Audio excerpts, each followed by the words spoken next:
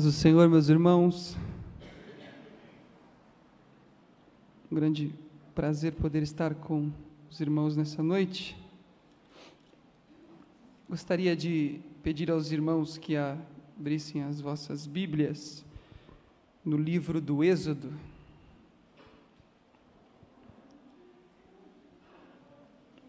Êxodo, capítulo 16.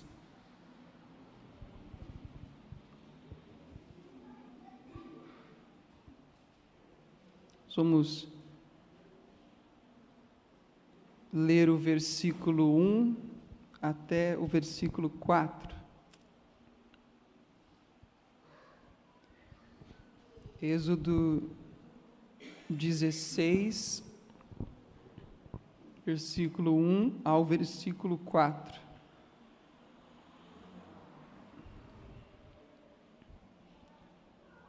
Todos encontraram? Podem dizer amém? Então vamos estar lendo a palavra do Senhor, que diz assim: Partiram de Elim, e toda a congregação dos filhos de Israel veio ao deserto de Sim, que está entre Elim e Sinai, aos 15 dias do segundo mês, depois que saíram da terra do Egito. Toda a congregação dos filhos de Israel murmurou contra Moisés e contra Arão no deserto. Disseram-lhes os filhos de Israel: Quem nos dera tivéssemos morrido pela mão do Senhor na terra do Egito, quando estávamos sentados junto às panelas de carne, quando comíamos pão a fartar. Tu nos trouxestes a este deserto para matardes de fome a toda esta multidão. Então disse o Senhor a Moisés: Eu vos farei chover pão dos céus, o povo sairá e colherá diariamente a porção para cada dia, para que eu o prove se anda em minha lei ou não. Amém, meus irmãos.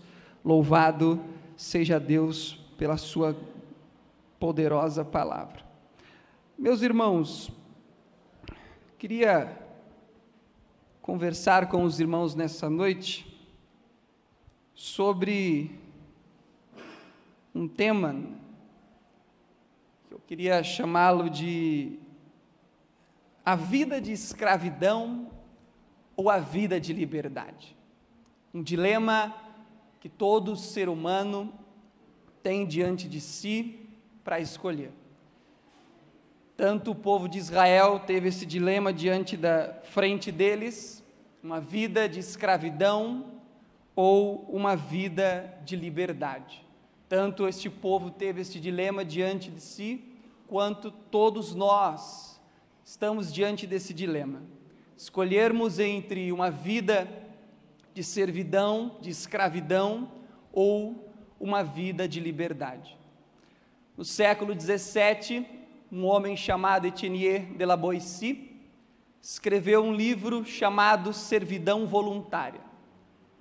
Esse Etienne de la Boétie, ele é um grande amigo do filósofo Michel Montaigne, por isso que na filosofia do Michel Montaigne ele vai falar sobre a prioridade que existe. Aliás, ele considerava o amor como sendo o único amor real e legítimo, por causa dessa profunda amizade que ele tinha com Etienne de la Boétie. E ele escreveu um livro com a idade de 18 anos, intitulado A Servidão Voluntária. Ele, neste livro, com apenas 18 anos, este rapaz escreveu este livro, e ele procurava responder questões como: por que grandes povos se sujeitavam a governos tão tiranos, a governos tão corruptos e a governos que traziam mais malefício para a população do que benefício? E a resposta que o Etienne de la Boétie vai trazer no seu livro, Servidão Voluntária, é que ele vai dizer com uma frase, falando que nós somos cavalos acostumados com o cabresto. Somos cavalos que se acostumaram com o cabresto. Ele estava querendo dizer que a vida de servidão, muitas vezes, ela é uma vida onde você se acostuma a se estar. Por isso que ele vai responder que uma grande multidão de povos, de nações, se submetem a governos tão tiranos, por causa que no decorrer da vida, no decorrer da rotina diária que as pessoas e as nações vivem, eles vão optar por uma vida de servidão, porque já é mais fácil de se viver assim, já é um costume que está imposto para eles, e a vida de liberdade, ela vai exigir riscos. A vida de liberdade vai exigir riscos. E nós podemos aprender com este livro do Etienne de la Boétie para as nossas vidas cristãs também. Porque muitas vezes os cristãos, eles se colocam em uma vida de servidão voluntária. E quando eu falo isso, estou pensando no que o pastor Clendene disse em um dos seus livros, quando ele disse que a maior tragédia da vida é viver tanto tempo em uma rotina religiosa que nós acabamos confundindo a vida com a morte. A pior tragédia da vida que pode vir para um cristão é você viver tanto tempo em uma rotina religiosa que você acaba confundindo aquela rotina religiosa com uma vida espiritual plena e bela. E sem medo de errar, com grande convicção digo que a maioria dos cristãos modernos se colocaram em uma vida religiosa e a maioria deles confundiram essa vida religiosa que estão vivendo com uma vida plena, com uma vida boa diante de Deus. Eles, como disse o bispo Riley, estão presos por correntes que eles nem sentem. E esta é a pior tipo de servidão para se estar. As piores algemas são aquelas que não são sentidas e nem vistas pelo prisioneiro. Então, nessa noite eu quero falar sobre esse tema com os irmãos. A vida de escravidão ou a vida de liberdade. E, para isso, eu escolhi o texto de Êxodo capítulo 16, do 1 ao 4, algo que nós até abordamos na aula de escola dominical aqui, mas agora nós vamos aprofundar muito mais sobre este tema. Esse episódio de Êxodo capítulo 16, que está diante de nós, é o início da caminhada de Israel no deserto. No capítulo de número 12, Deus havia instituído a Páscoa e dito para os filhos de Israel: olha, eu quero que vocês comam essa Páscoa com os vossos sapatos nos pés e o cajado na mão, porque eu vou tirar vocês do Egito. E então, no capítulo 12, Deus veio com a praga dos primogênitos, matou todos os primogênitos dos egípcios, desde o homem até o animal. E então, a partir daquele momento, Israel sai do Egito, despojando todos os egípcios que estavam diante daquele povo. E a Bíblia vai falar que os egípcios chegavam para os povos de Israel e expulsavam eles de lá, porque eles já não aguentavam mais sofrerem os juízos de Deus, sofrerem tudo o que eles sofreram diante das 10 pragas. Aqueles povos saíram e no capítulo de número 14 algo um tanto estranho acontece. A Bíblia registra que Deus mandou o povo de Israel ir para Piairote, de Piairote ir para determinada região, para que então o faraó, ele olhando aquilo, percebesse que o povo de Israel estava desorientado. Veja que Deus, ele criou uma estratégia para que faraó perseguisse os seus filhos, para que faraó perseguisse os filhos de Israel. Exatamente isso que eu estou dizendo para os irmãos. Depois de enviar 10 pragas para o Egito, depois de destruir todas aquelas divindades do Egito, Deus, quando consegue libertar aquele povo, ainda ele cria uma estratégia para que faraó perseguisse os seus filhos. O faraó, percebendo que o povo de Israel estava desorientado, passa a perseguir aquela nação. Aquela nação, diante do mar de juncos ou mar vermelho, estava lá, olhou para trás, pensando que estava tudo bem, tudo legal, veio a nação egípcia com os seus guerreiros. E a Bíblia fala que eles passaram a reclamar para Moisés, dizendo para Moisés: Moisés, não havia sepulcros suficientes no Egito para que você nos levasse a este lugar, a este deserto, para nos matar neste lugar? E Moisés apenas responde para eles assim: ficai quietos, atentai para o que o Senhor vai fazer.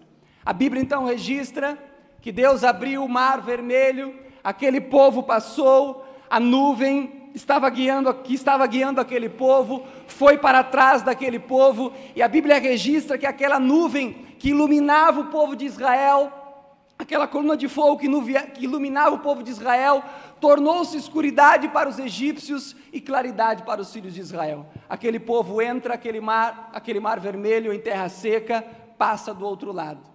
A Bíblia registra então que os faraós, os egípcios, entraram naquele mar e foram afogados.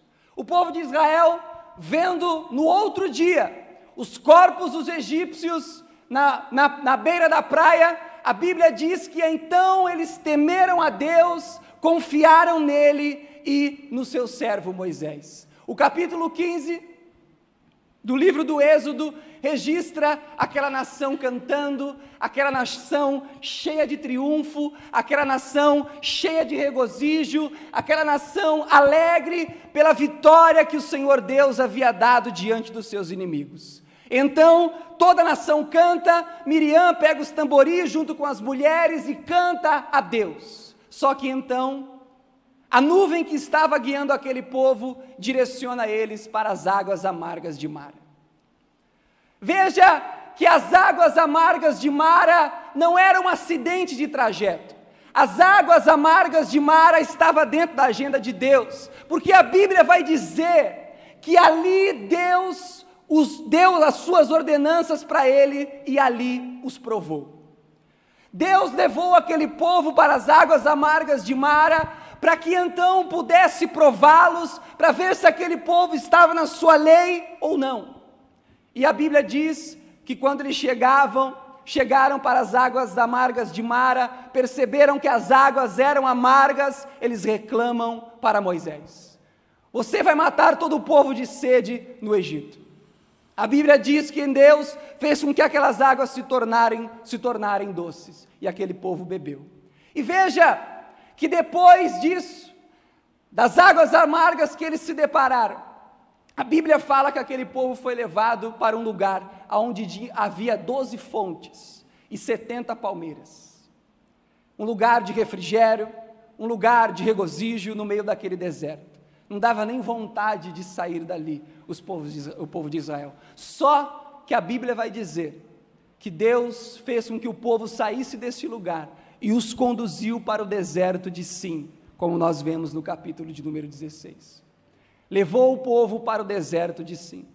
Você percebe que quando o apóstolo Paulo, no capítulo 10 de 1 Coríntios, fazendo uma análise da vida de Israel, o apóstolo Paulo diz que aquela nação havia sido batizada por Moisés pela nuvem e no mar. Aquela nação comeu da comida espiritual de Deus. Aquela nação bebeu da bebida espiritual de Deus quando aquela rocha jorrava água. O que Paulo estava querendo dizer é que o povo de Israel, eles passaram por uma novidade de vida, assim como todo cristão passa. O povo de Israel passou por uma novidade de vida. Veja no capítulo 12 ainda, do livro do Êxodo, a Bíblia vai dizer que Deus iniciou o princípio dos meses para a nação de Israel. É como se Deus estivesse dizendo para eles: olha, esqueçam tudo que vocês viveram daí para trás, esqueçam toda a escravidão que vocês viveram no Egito, este é o princípio dos meses que eu estabeleço para vocês. Este é o princípio dos meses. É como se Deus estivesse renovando a nação de Israel e dizendo para ela: a partir de agora tudo é novo. É como se fosse um novo nascimento no Antigo Testamento. Por isso que Paulo, na análise dele, no capítulo 10 de 1 Coríntios, ele vai dizer que eles foram batizados, eles beberam da bebida espiritual, eles comeram da comida espiritual, ou seja, eles desfrutaram de uma nova vida. E nessa primeira caminhada, nessa primeira jornada, que esse povo estava enfrentando, estava trilhando, nesta carreira da fé cristã, encontrada no Antigo Testamento, a Bíblia vai registrar no capítulo 16, que um mês depois, como nós lemos aqui, no dia 15, depois de um mês que eles saíram do Egito, eles estavam reclamando mais uma vez. Uma notinha para nós tomarmos.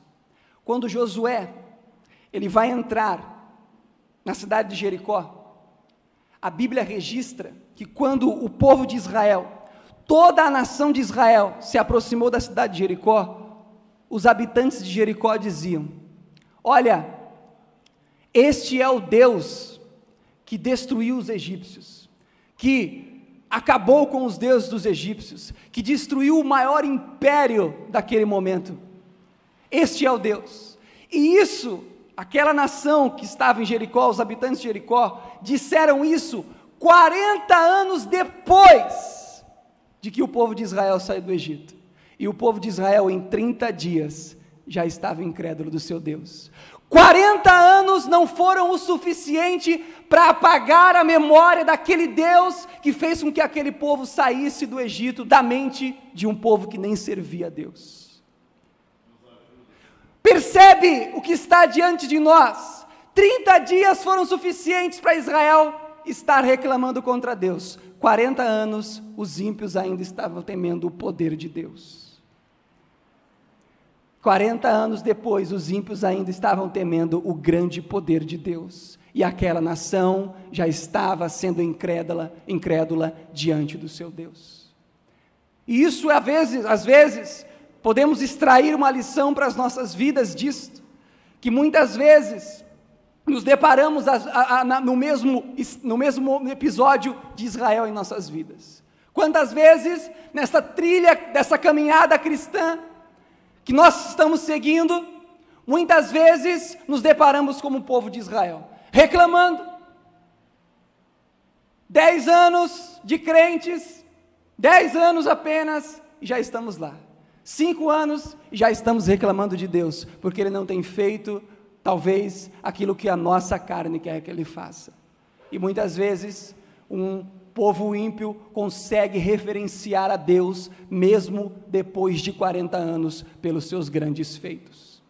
E isso é algo que nós temos que ter diante de nós e temer, para não ter um coração como o povo de Israel, que 30 dias foram suficientes para estarem reclamando contra o seu Deus. E como eu disse para os irmãos, experimentaram coisas sobrenaturais de Deus, foram batizados em Moisés, naquela nuvem, beberam da bebida espiritual, da comida espiritual, como Paulo vai registrar em 1 Coríntios, e o que Paulo continua no registro dele lá em 1 Coríntios, e essas coisas foram escritas para nós, para não sermos como este povo, idólatras como eles foram, prostitutos como eles foram, reclamaram, murmuradores, reclamões como eles foram. Paulo está dizendo daquela nação.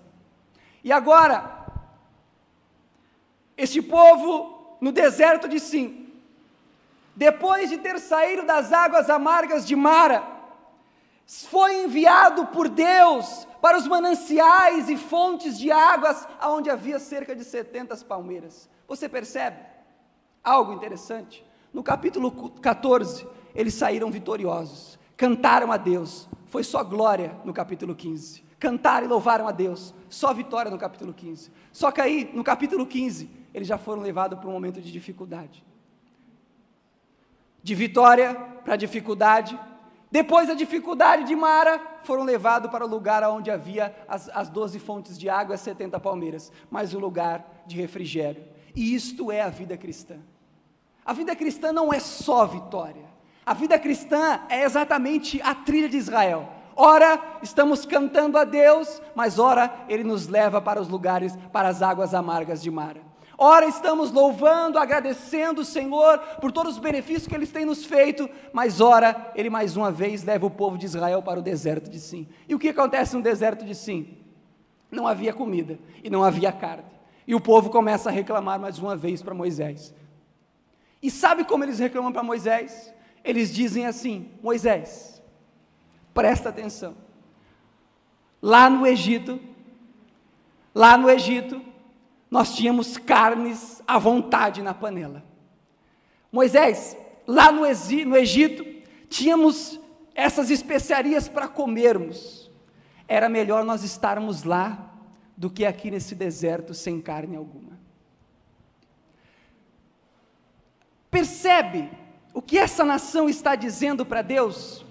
Moisés, eu prefiro a vida de escravidão do que a vida de liberdade. Sabe por quê? Porque a vida de escravidão nos proporciona conforto. E a vida de liberdade é uma vida de riscos.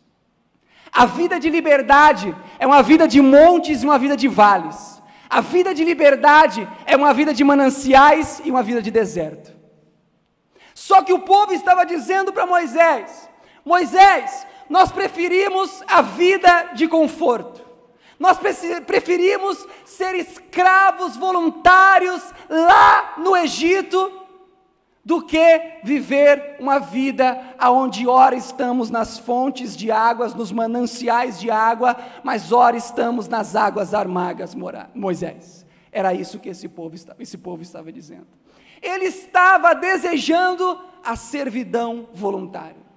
Pastor Clendene, falando sobre esse assunto, ele vai dizer, em uma das lições da Escola de Cristo, o título é A Segurança do Acampamento de Escravos ou o Calor do Deserto. O que nós queremos? A segurança que o acampamento de escravo nos proporciona, ou o calor e os riscos que advirão sobre as nossas vidas no deserto? O que nós queremos diante de nós? O povo de Israel optou por uma vida de escravidão, porque ela proporcionava conforto. Talvez você diga: o que isso tem a ver comigo, Juninho? Como eu disse para os irmãos, a vida religiosa que muitas vezes caímos, essa máquina chamada religião, que muitas vezes caímos e passamos a viver, ela também nos proporciona conforto. Não é uma vida de risco, não é uma vida onde tem montes e vales. Para um religioso parece que não tem nem dificuldade na vida dele. Ele vem para a igreja, cumpre a sua agenda religiosa, volta para casa e tudo bem. Só que quando você chega diante de uma pessoa dessa e diz para ela que a vida cristã exige riscos, que a vida cristã nos vai levar para os desertos, que a vida cristã vai nos levar para as águas amargas de Mara, essa pessoa se assusta com o Evangelho, porque ela está preferindo o conforto de uma vida religiosa. E você percebe que isso não aconteceu somente com o povo de Israel, isso aconteceu com a igreja da Galácia. O apóstolo Paulo pregou naquela igreja, salvou aqueles homens, e então teve que enviar uma carta para ele, por causa de judaizantes que estavam pregando o evangelho para aquela igreja, dizendo que o sacrifício de Jesus Cristo não era o suficiente, que eles tinham que guardar a lei do Moisés. E o que Paulo diz para eles? Vocês estão colocando-se mais uma vez debaixo da servidão, e ignorando a vida, a liberdade que Cristo nos proporcionou no evangelho. Por que eles desejaram tanto o judaísmo? Porque misturar o cristianismo com o judaísmo era melhor para se viver. Sabe por quê? Porque era uma vida de maior conforto. Os mesmos judaizantes estavam na igreja de Filipos, e Paulo vai dizer que esses judaizantes que estavam proporcionando uma vida de conforto, eles eram inimigos da cruz de Cristo. E na carta aos Gálatas, no capítulo 6 ainda daquela carta, sabe o que Paulo vai dizer sobre estes homens judaizantes? Ele diz assim: sabe por quê eles estão impondo isso para vocês? Porque eles não querem ser perseguidos por causa da cruz de Jesus Cristo. Capítulo 6 da carta aos Gálatas.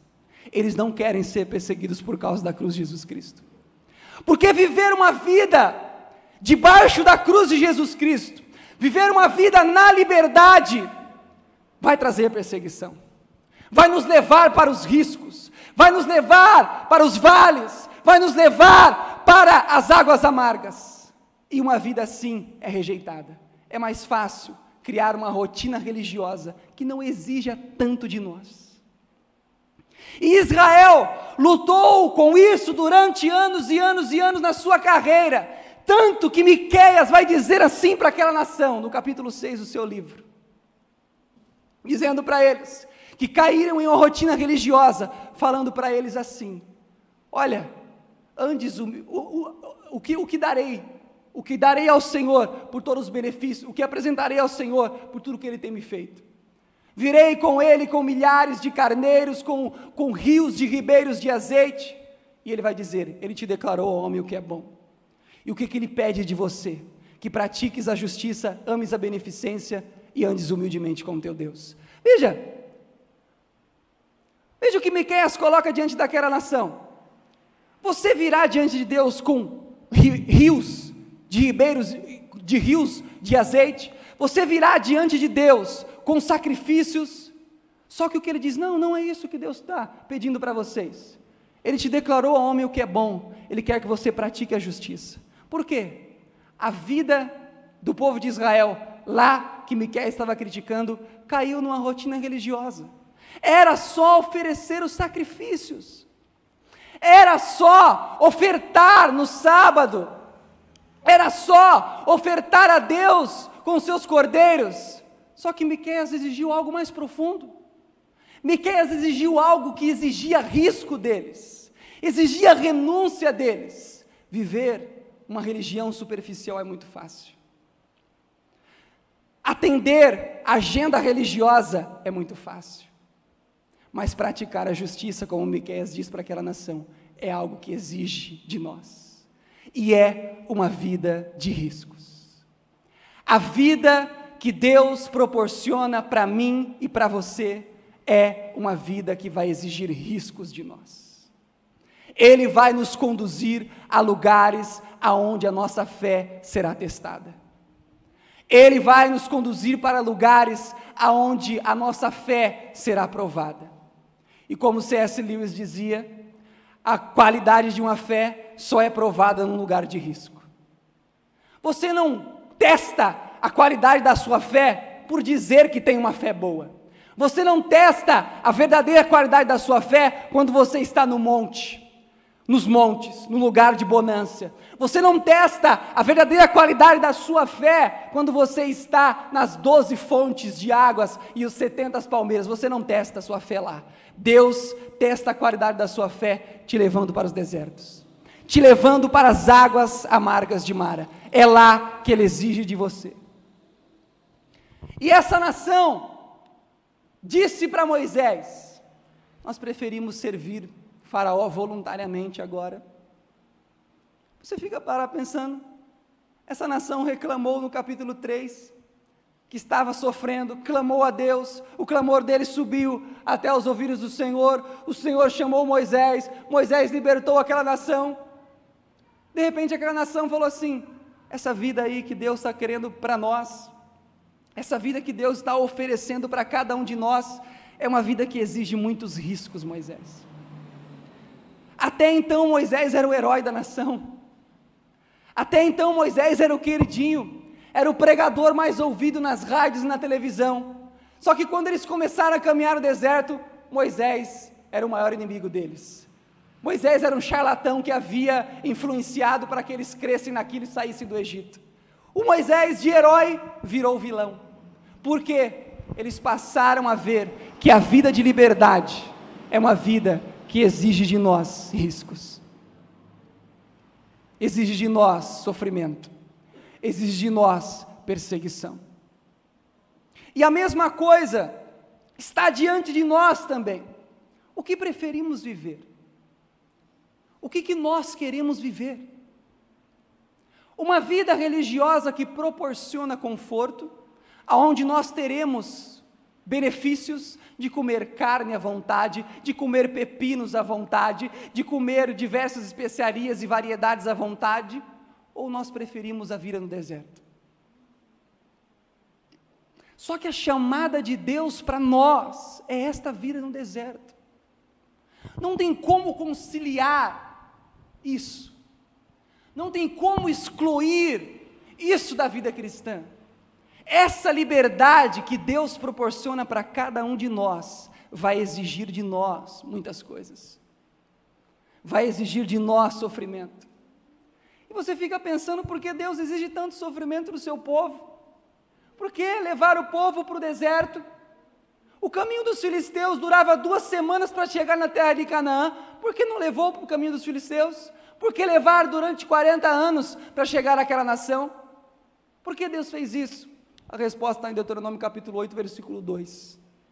Eu te conduzi ao deserto para te humilhar, para te provar e para saber o que havia em teu coração.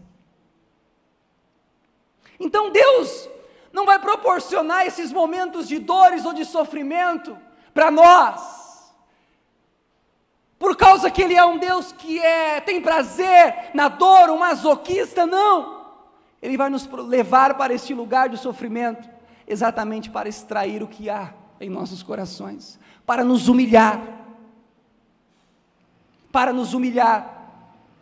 porque você sabe, o cristão, quando ele vai caminhando na vida dele, passa um tempo, ele pensa que a santidade que ele tem é dele agora, ele pensa que a justiça que ele tem na vida dele agora, foi ele que construiu, foi ele que criou. Aí Deus vai lá e tem que levar ele para as águas amargas de Mara, para que ele aprenda com Deus. Então Deus tem que levar ele para o vale, para que ele aprenda com Ele. Então Deus tem que levar ele para as dificuldades, para os desertos da vida, para que então extrair todas aquelas coisas ruins. Assim como o ourives, que pega a prata e derrete ela, até extrair toda a escória daquela prata, Deus precisa nos levar também para zonas de refinamento.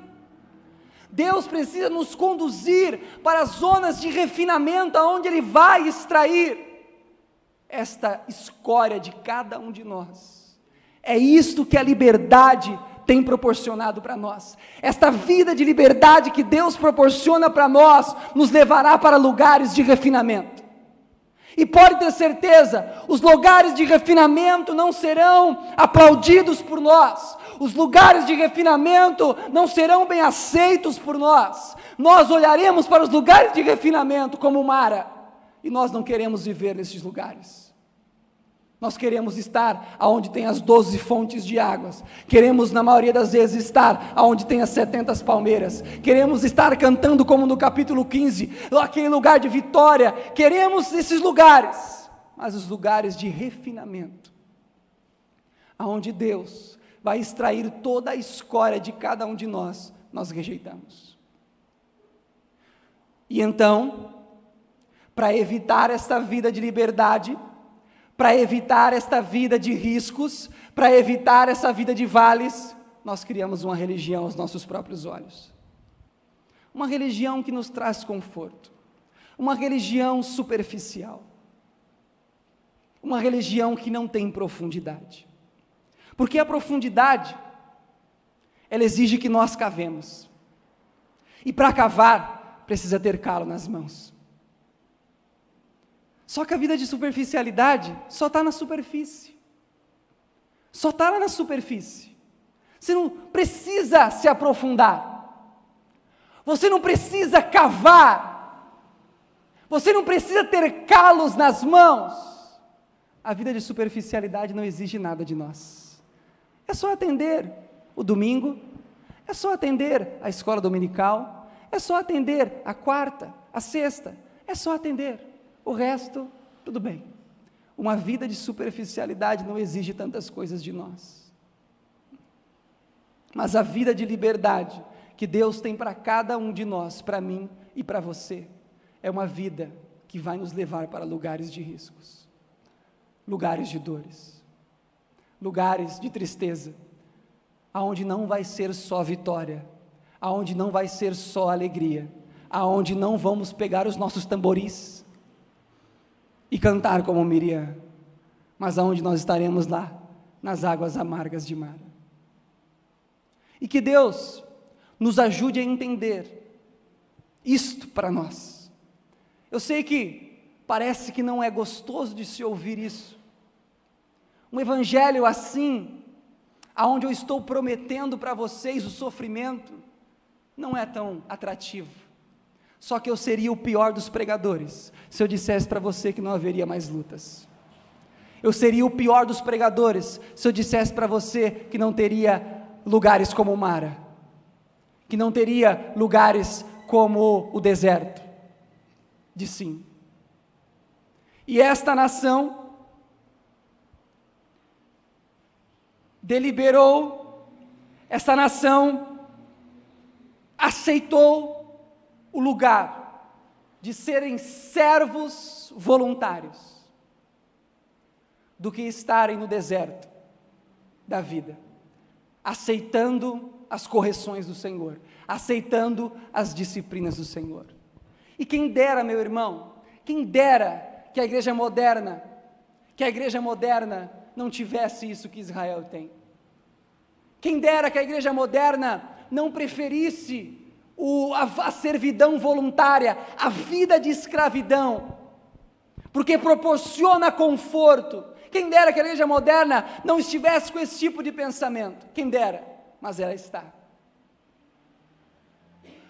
A teologia da prosperidade, a teologia do triunfalismo terreno, a teologia do curandeirismo somente promete essas vidas.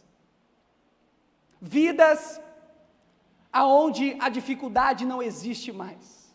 Parece aquele admirável mundo novo, quem já ouviu falar do filme O Admirável Mundo Novo, onde um homem proporciona somente alegria plena para todo mundo, só que as pessoas, por viverem tanto tempo neste filme, na alegria plena, elas já não querem mais viver lá, elas sentem falta do sofrimento. E parece que a teologia da prosperidade, a teologia do curandeirismo, a teologia do triunfalismo terreno, só quer proporcionar isso para nós. Se alguma dificuldade veio na tua vida é porque Deus não está com você. Se alguma dificuldade veio para com a tua vida é porque você não está orando o suficiente.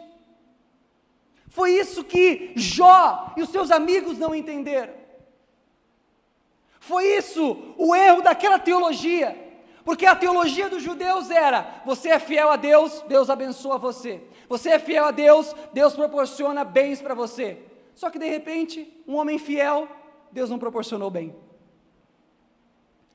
E os amigos de Jó falaram assim: Jó, nós não estamos acreditando no seu testemunho não, você pecou. Você fez alguma coisa errada, porque a nossa teologia ensina que se nós estamos bem com Deus, íntegros, fiéis, Ele proporciona bem. Até o Jó não conseguiu entender. Ele sabia que estava sendo sincero, e indagando a Deus, por que isso está acontecendo comigo? E o que Deus faz para Jó entender? Deus faz diversas perguntas. Aonde você estava, Jó, quando eu estabeleci os alicerces da terra? Aonde você estava, Jó, quando as duas estrelas da alva estavam cantando? Aonde você estava quando eu criei o Leviatã? Aonde você estava quando eu criei o Behemoth? Aonde? Você viu Deus respondendo Jó? Deus faz diversas perguntas para Jó, mas não responde ele. Sabe por que Jó entendeu? E sabe o que Jó entendeu? Que assim como ele não sabia a resposta daquelas diversas perguntas que Deus fez para ele, ele não devia saber o porquê daquele sofrimento, ele não devia saber a resposta do porquê que aquele sofrimento estava vindo sobre a vida dele. Deus estabelece uma nova teologia naquele momento. Só que aquela teologia que estava lá no contexto de Jó, ela perdurou ainda nos tempos. Você olha para o jovem rico chegou com as suas riquezas, insatisfeito com a sua religião, diz para Deus: Deus, eu quero herdar a vida eterna, só que eu tenho guardado os mandamentos e não está sendo suficiente, algo falta. Deus falou: abandona tudo que você tem aí. Ele, apegado às suas propriedades, a Bíblia diz, porque ele possuía muitas propriedades, só que na verdade as propriedades é que o possuíam. Aí Jesus chega e faz uma declaração para os discípulos e diz assim: olha, quão difícil vai ser entrar os ricos no reino do céu. É mais fácil um camelo entrar pela porta, pelo buraco de uma agulha, do que um rico entrar no reino de Deus. Pedro, com a mesma teologia que os amigos de Jó, diz: quem poderá salvar-se, Senhor? É a mesma teologia. Se nós somos fiéis, o Senhor nos proporciona bem. Então é isso que a vida cristã oferece para cada um de nós. Se nós escolhermos a liberdade da vida cristã, espere riscos na sua vida, espere os vales na sua vida, espere que Deus, dentro da agenda dele, uma hora vai te levar sim para os mananciais das fontes de água, sim vai te levar para lá, mas uma hora pode esperar que vai vir um deserto, pode esperar que vai vir um lugar como Mara, pode esperar que vai ter gigantes que você não quer enfrentar. E que nessa noite nós possamos aprender com isso. E faço a mesma pergunta, esse dilema: o que você quer? A vida de escravidão, que te proporciona conforto, que não exige tanto de você, que não exige que você renuncie nada, que não tem no seu caminho as águas amargas, a vida de uma escravidão voluntária, ou a liberdade que Deus tem para você? Mas, pode ter certeza, se você optar pela vida de liberdade, da minha boca você não ouviu que vai ser só vitória. Vai ter lutas, vai ter vales, vai ter lugares como Mara. Se coloquem de pé.